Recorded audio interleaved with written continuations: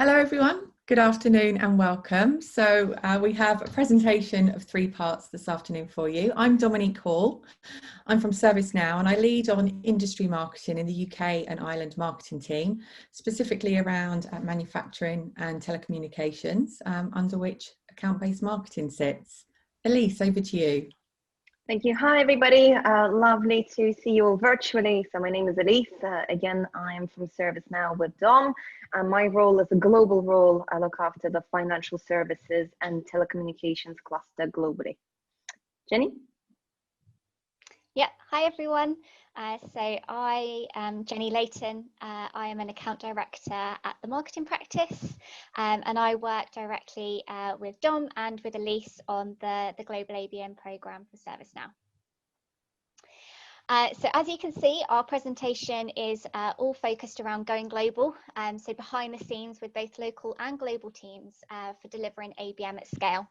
But before we get into some of the kind of exciting detail, I wanted to set the scene and set some context for the ABM program at ServiceNow and the journey that we've been on over the last few years. So when the program was set up, it was really with a core purpose at the heart of it, which was about helping sales to close larger deals faster. And specifically, that meant how could we improve account penetration and uncover opportunities for cross and upsell, the pursuit of major opportunities, how do we change perceptions or positioning of ServiceNow within an account, and also how do we develop new accounts. And really, we looked to align this with the kind of broader strategy. So ServiceNow as a company is on a significant growth spree. And this is reaffirmed by Bill McDermott's kind of most recent objectives and kind of communication out to the market with the near-term goal to become a $10 billion company. So incredibly high objectives. And we also know that ABM can really directly support that. So we know, for example, that companies who have implemented ABM have increased their ACV by 171%. So really, it all came as part of a perfect storm to really help drive some of these overarching strategic objectives that ServiceNow had as an organization. I also wanted to share with you a bit around the kind of team and the partners for the ABM program and how we are modeling the team for delivery. So we have a central ABM marketing team who sit at the center of all activity, and they're really responsible for kind of best practice and a consistent approach and methodology within the organization. There's then the country marketing teams and regions that sit around that. And that's really about how do you bring local flavor and local expertise into the ABM program. And that is then supported by kind of global partners and also kind of internal experts and other kind of specialists within the organization where we can draw down on their specific expertise. And within that, you can see where myself sits, also Elise and Dom.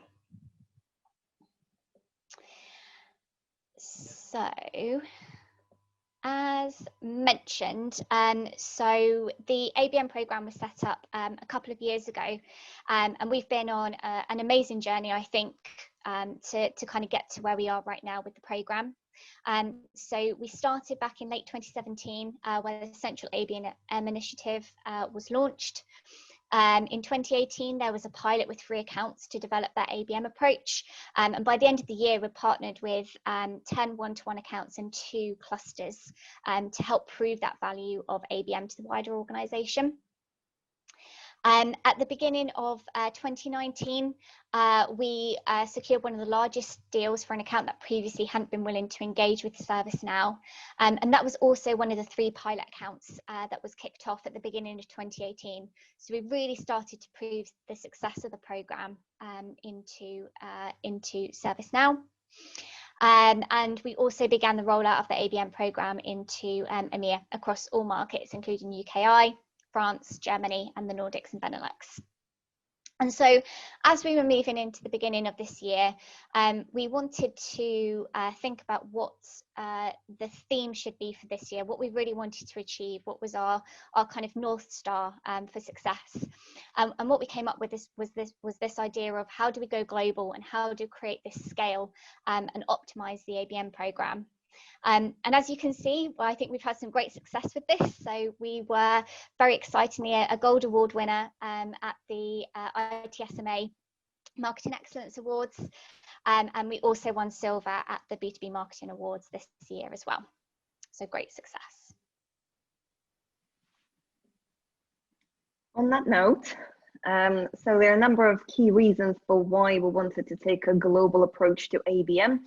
So I guess the first one is every company is structured slightly differently, but for us, all of the accounts are owned in regions. So depending on where you are, so whether it's Vodafone in the UK, whether it's Santander in Spain, or whether it's PNC in the US, those accounts are owned and sit locally with those teams. And we've already had some really great examples for ABM adoption, some successes within those local teams already. So we wanted to capitalize on those, as well as try to orchestrate them globally, adding the global resource and power to those accounts already.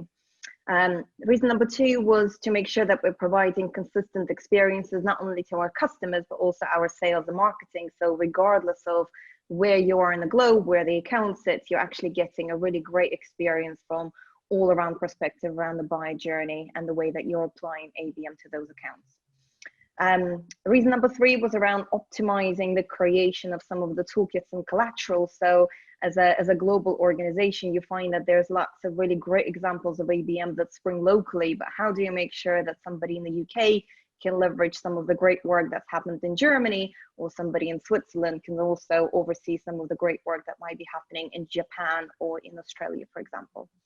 And then the fourth reason Jenny's already touched on, but we are very ambitious as a company, huge growth year on year. So a very big impact was placed on actually making sure that we can scale and we can provide those resources more globally, in adding the resource in terms of people as well as time and budget to some of those initiatives as well. So hence the global and scaled approach.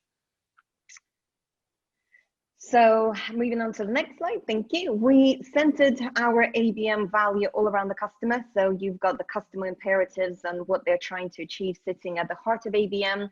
And then on the periphery, we're starting to align our sales and marketing objectives to those. So actually looking at what's the imperative around the customer, what are they trying to achieve, what is the sales plan telling us, how does the marketing objective align to that, and then how can we create a flight plan that actually utilizes some of the key things that we already have in our toolbox across the company. So using our partners team, using our customer advocacy and customer success teams, and some of the other great work that's happening around the company as well. So it's essentially a bit of a pick and mix scenario. So once you've got your imperatives in place for the account, you're then starting to build your flight plan, and you're using what's already available and finding gaps for what you need to build to prove the value of ServiceNow to a particular organization, whether it's a prospect or a customer.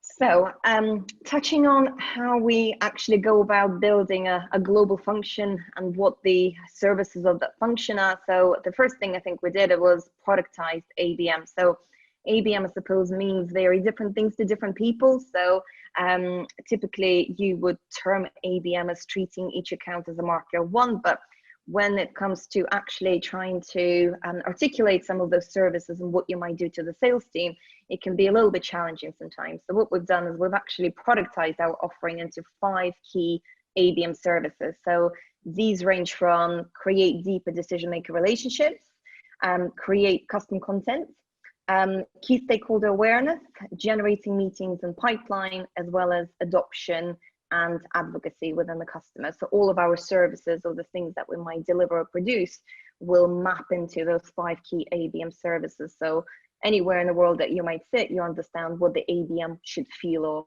look like. And then there's a number of key deliverables or key places for you to go in regards to ABM. So the first place is going to be our ABM COE Center of Excellence. So at the moment it's hosted on SharePoint, but essentially it's a really user-friendly place where anyone within marketing can go and learn a little bit more about ABM. So what do we call ABM within ServiceNow? What does it entail? If I'm just starting out, what should my 30, 60 or 90 days look like? If I'm just picking my accounts, how can I figure out what the best criteria might be for picking and choosing that account, and where can I get the most impact for my budgets? The ABM Plays Matrix is probably one of my favorite tools. So this maps all of the imperatives globally that might be running within accounts. So, and when I say running within accounts, I mean locally or globally, because we've got lots of functions and lots of people adopting ABM. So if you have an account that you are looking at targeting a particular imperative at, you might want to have a look at who else within the globe might be running a similar imperative within their accounts, and what kinds of tools are they using. So instead of starting from scratch, you're actually looking at utilizing materials that may be on the other side of the world, such as, you know, Australia or Canada, for example. One of the other things probably worth mentioning is, I think tracking and reporting is often a challenge. So we've been on the journey to build a great dashboard, and we're still evolving and tweaking and adapting it to fit our needs. But essentially, this is a tool aimed at providing us with a global as well as a regional and local view as to what services are deployed within accounts, what is the impact of our work. So how many new decision makers have we approached, maybe how many new executive profiles have we built, what's the inflows pipeline, how much of it was sourced, and what's the win rate.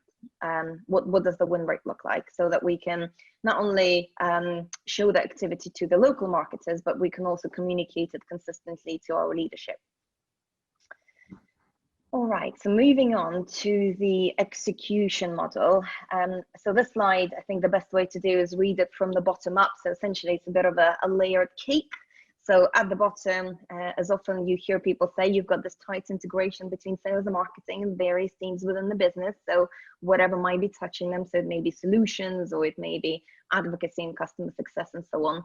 And then you're looking at putting your account within a one-to-one or one-to-few approach. So whether you're targeting them as a truly unique market of one, or whether you're trying to cluster it, as I have done with financial services and telecommunications, into a small group of, say, 10 to 15 accounts based on similar characteristics. So typically we wouldn't just use industry, but would look at things like sub-industry, size of account, number of employees, whether they are a laggard or whether they're an innovator in their space, and what might be the imperatives that they're looking to respond to, so that it gives you a really nice steer as to what kind of things you might use.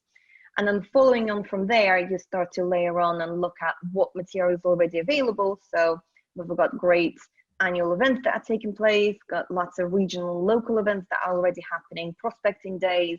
There is business development, ADR support, and some of the regional activity that they might already be able to benefit from. So you start plotting your flight plan based on some of the known things that already exist that might be able to address your needs. And then when you start to level up, you look at some of the maybe industry specific things as well. So maybe it's thought leadership, executive programs, some of the customer stories that you might utilize. And then once you've completed all of that, you then start to look at where are your gaps for some of that more impactful custom content, and how could you get it to your audience in a way that's really that speaks to their needs. So it meets them where they typically go, whether it's a physical or virtual event in this world, I guess, whether it's a particular need that they care about, or a particular way that they like to consume their content. So essentially, at the end of this exercise, you arrive at a flight plan that not only solves the needs of the customer, but also utilizes some of the best bits across the business as well. Thanks, Elise. And so what I'm going to walk through now is what ABM activation actually looks like, and give a real life example of a flight plan for an account that I started working with early this year, early in 2020. The account is a large global company that manufactures and sells consumer goods. And interestingly, I was first approached by the client director to conduct an ABM approach back in 2019. However, we collectively, myself and the account team assessed the account readiness and agreed actually that the time wasn't right to embark on ABM approach then. The account plan was still a work in progress and there wasn't a clear strategic direction. However, back in February, the time was right. There was now a really strong account plan. We had some limited exec level engagement in the account and the beginnings of a strategic partnership that centered very much around improving employee experience and thereby productivity. So this is the flight plan that was born out of everything that Elise just talked you through. And I'll just pick out some of the notable elements of the flight plan. We started back in March, actually. There was a 3-hour kickoff call with all of the account team, including the solution consultant, the client director, one of the evangelists from the innovation team, and myself and the marketing practice. And we really ripped apart that flight plan to understand the business imperatives. And from that was born this piece of research that looks at the right messaging based on the client's business imperatives. And fundamental to success in this account was also the identification of the key stakeholders. So very early on in the execution, we looked at a stakeholder map across the board, which was deemed to be actually invaluable to support some of the then subsequent activity. In the second quarter of the year, there was a pivotal executive innovation briefing planned. And as part of the account-based marketing plan, we absolutely supported and optimized that meeting in the form of the strategic messaging, the concept and a design piece for a pre-read to the meeting. So that meeting was absolutely optimal. Everything from the agenda and the session content. And this then opened the door to build out our joint, and I say that as a critical part of this, a joint purpose and promise with the client. Under an overarching theme, which was really around making work life simple and consumer-like experiences in work. So if you look at one of the thumbnails there, this led to this toast and jam concept, which is now peppered throughout all of our communications with the client. We were delighted to then secure exec level sponsorship from the CTO, and they started to participate in our global conference in a very active, proactive way. We have the global conference K20 or Knowledge 20 with so many sessions and content. Why not then wrap as part of this account plan some of that really valuable content into a content hub specifically for this account? And that's exactly what we did. We picked out the content that we collectively agreed would really be, if you read or viewed 3 sessions, these are the sessions from our main conference that you should view. And that was really well received as well. And it was, again, to Elise's point, looking at what we already had in existence and then customizing it for the client. There are a couple more critical education sessions, and we continue with that kind of toast and jam and making work life simple. And actually earlier on this year, I'm really delighted to say that account-based marketing influenced and accelerated a really significant deal and first win in this account, multi-million-dollar deal. There was a 2-phase go live, and that second phase of the go live actually completed last month. So what does this look like going forwards? Well, I think, we set out to be seen as a strategic partner for the account, and we absolutely are. We're consultative with this account, which is a great place to be. But more important, we've now secured a real advocate from the senior leadership team within the account, who I'm now forging a really strong relationship with, and that individual will stand alongside us at speaking engagements and share the journey that we're by no means at the end of. We're continuing to partner with this account on their vision for the future. So we look at some wider results from this program that started back in 2018. Jenny, if you hop on to the next slide. Lots of data points here. I think 2 significant for me, particularly the increase in the number of engagements with senior decision makers. Strategically, this was an ask of sales and marketing for the last 3 years. And account-based marketing really does that, and we can actually measure that in a meaningful way. But even more important than that, I think, is the most significant is the increase in the net new average contact value, which from when we embarked on ABM to where we are today, that's between 100 to 200 times greater where we've undertaken an ABM approach. So really delighted to see that.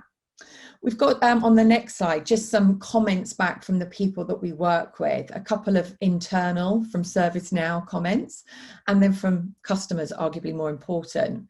So sales leadership, I pick out that there is this comment around winning and accelerating deals, and that's at the heart of what we do. From marketing leadership, it's about increasing our relevance, and that's absolutely now how all those involved in ABM are perceived.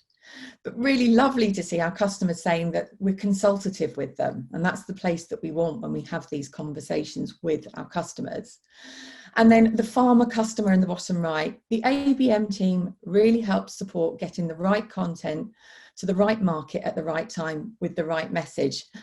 That's absolutely the heart of what we do. So that was really delightful to see that coming back and played back to us. But it's been a journey and we've learned lots on the way. So we've got some reflections that, you know, I'm sure those on the call that are well underway with their ABM, this will resonate with you. Obviously have a plan, but my goodness, you know, be willing to rip that up and break it and make sure that you're all on the same plan, you and the account team, as you go forwards. Can't stress it enough. We can't do this as a marketing team alone. We need sales engagement, skin in the game, as I always call it, and the executive team alignment is crucial. And for me personally, once I got that at the country level, the engagement with sales was so much more powerful and meaningful. Share the intelligence and learnings regularly. So share obviously within the account team, share beyond into your local marketing teams, but share with the Centre of Excellence. We're all on this sort of learning journey as we go forward. This has been really key since we've all been working from home, is keep your eye on the end goal, because the goal may change. And for every account that I've worked with, the goal has evolved, and that's okay. We've got a plan, we evolve the plan, we flex the plan, but make sure that you've stated what the goal is constantly. So there's never that situation where you're working to a different outcome. And then to my point on that previous slide, you know, if there is an opportunity to partner with a customer, take it. And what I've been really pleasantly surprised about is that if you find the right individual, they're really, really excited to partner with you. And there's lots of positives for them personally, for their career, and for where they want to go next. So once you've got that, almost that advocate or that champion within the business, then the ABM plan becomes a lot easier to push through some of those internal boundaries within the account. They're just the highlights, many, many more learnings. I can see that we've got some questions that have come in the chat. So if I may hand back to Jenny, and we'll pick out some questions to collectively answer.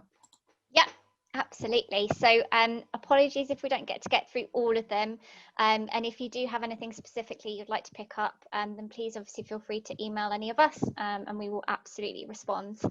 But just a couple that I'll pick out. So one person has asked, is having an advocate in the account, i.e. someone inside the account who is part of the account plan from day one, crucial to success, especially for one-to-one ABM?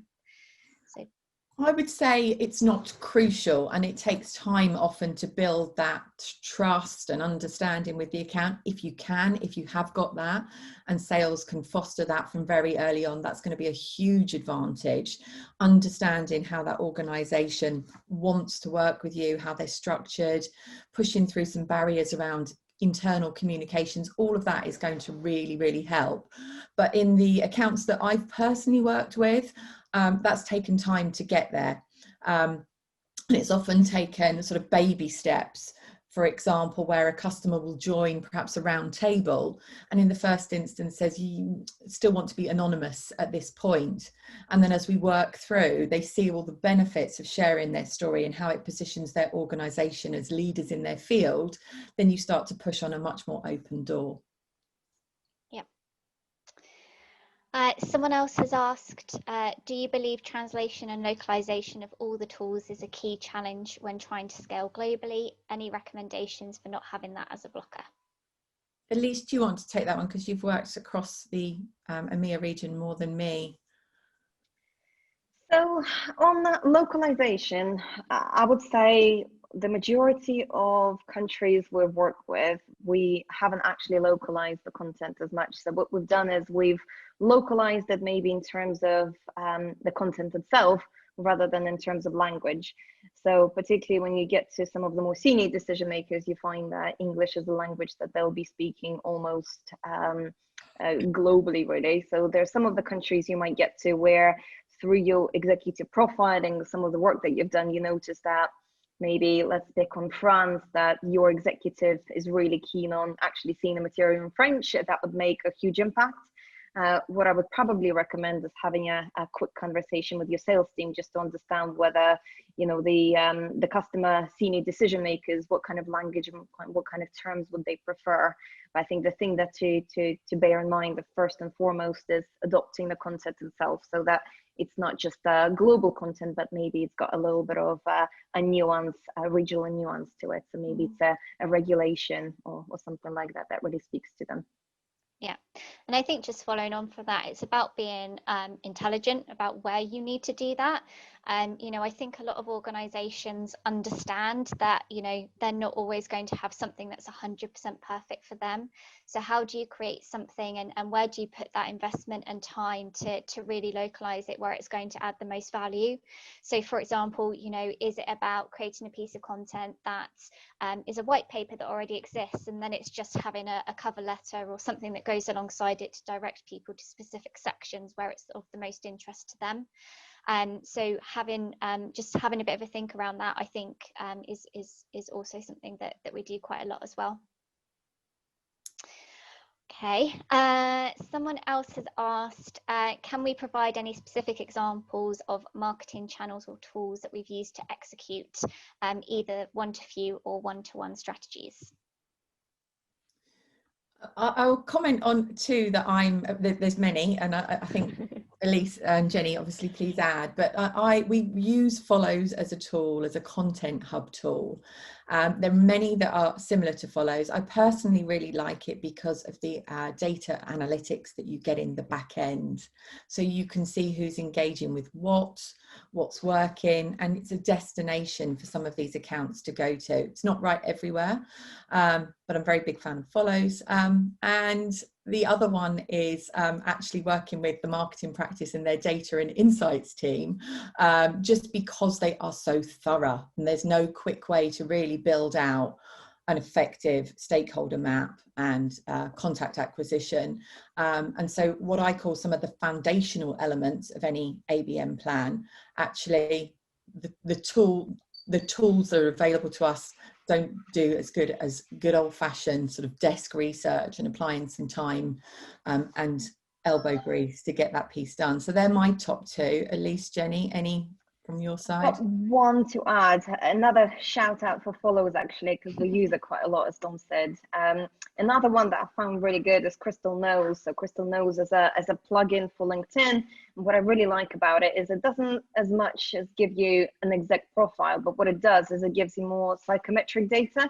So what kind of person might you expect to speak to, and what types of things do they like or not like, and how could you approach them? So it might give you templates as to maybe your first communication with them, or some steer around, do they like a lot of detail, or are they more kind of inspiration, big vision type of person? So when you're speaking to an executive and you've got maybe one chance to approach them, this is a really good one to use them on, because you might kind of tweak your approach depending on, you know, whether to provide them a long proposal with lots of detail behind it, or whether to give them something really high level that would inspire them to take the conversation a bit further. Great. I think we managed to get through all the questions with 30 seconds to go. So good job, team. If you have got other questions that we haven't answered, or you just want to connect, then do reach out on LinkedIn. It'd be lovely to connect with you all, or by email, of course. And hopefully that was useful. And yeah, really enjoyed sharing that with you. Thank you, everyone. Have a great afternoon. Thanks, Have a good afternoon. Bye. Bye.